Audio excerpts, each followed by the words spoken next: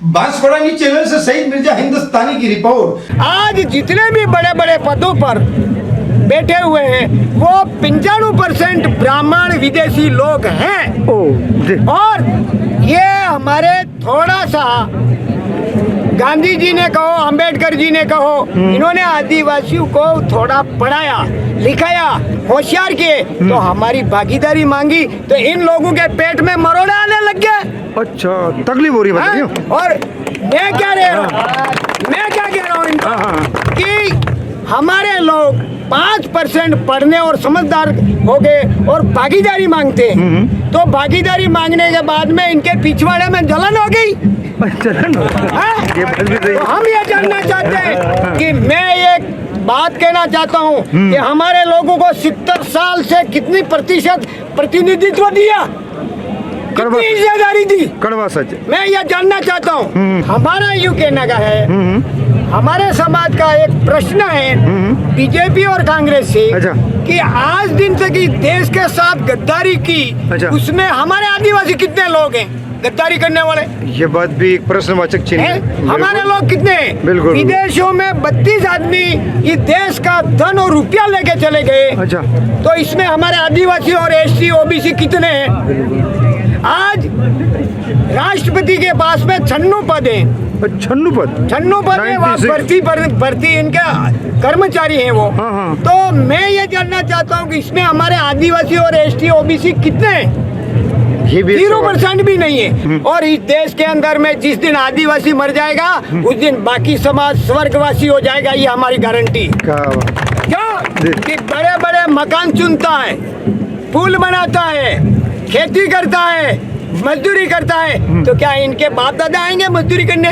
आदिवासी जिस दिन मर जाएगा उस दिन ये स्वर्गवासी हो जाएंगे, ये हमारी गारंटी है। तो बिन आदिवासी के हिंदुस्तान सुना बिल्कुल ये कह सकते हैं। हिंदुस्तान नहीं, भारत। हम हिंदुस्तान बोलते ही नहीं। अच्छा, भारत सुना है। हाँ, इसलिए तो हमारे पार्टी का नाम रखा है।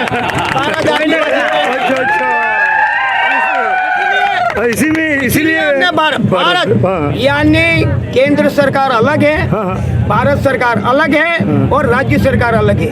ये केंद्र सरकार से चल रहे हैं और हमारे आदिवासियों के अंदर में जितनी भी जमीन है वो जमीन के खनन के और पैदावार के आधार पर केंद्र में बजट बनता है।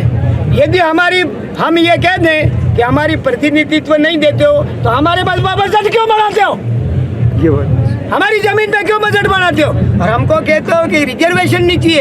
अरे थोड़ा सा रिजर्वेशन मिल गया और हमारे लोग होशियार हो गए और प्रतिनिधित्व मांगने लगे तो इनके पेट में दस्त लगने लगे।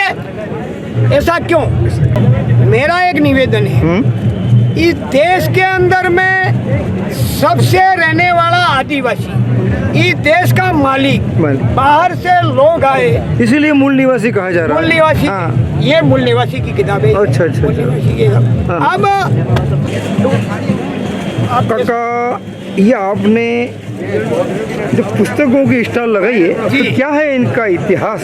ये इतिहास हमारे आदिवासी के पूर्वजों का इतिहास है। अच्छा, इसमें पूर्वजों का इतिहास है, परंतु संविधान के अंदर में जो दिया हुआ है वो एविडेंस है। अच्छा, हिंदू ये है, जैसे सुप्रीम कोर्ट का जजमेंट आप देख लीजिएगा, ये सुप्रीम कोर्ट का जजमेंट है और आदिवासी के अधिकार है। ठीक है साहब। ये हिंदू विवाह अधिनियम 1955 का है। ठीक है साहब। ये पैसा एक्ट है, ये पैसा एक्ट है। और आपको बताऊं, एक विशेष अधिकार वाली किताब है।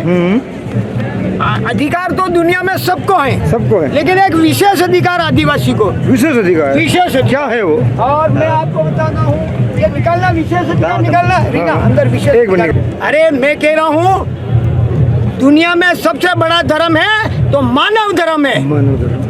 और इंसान से कुदरत करने लगा, विरोध करने लगा। इसीलिए मेहरबानी करके हम ये जानना चाहते हैं कि तानाशाही नहीं चलेगी। अब आदिवासी जग चुका है और जब तक हम तोड़ेंगे नहीं तब तक छोड़ेंगे। अब आप अपना परिचय। जोरावर पारगी, मानगढ़ धाम, आनंदपुरी, जिला Banswara, Rajasthan. BN Banswara news channel को सब्सक्राइब कर लाइक और शेयर भी करते रहें। साथ ही हमारे Facebook page, Twitter, Instagram, Telegram, WhatsApp news channel को फॉलो करें।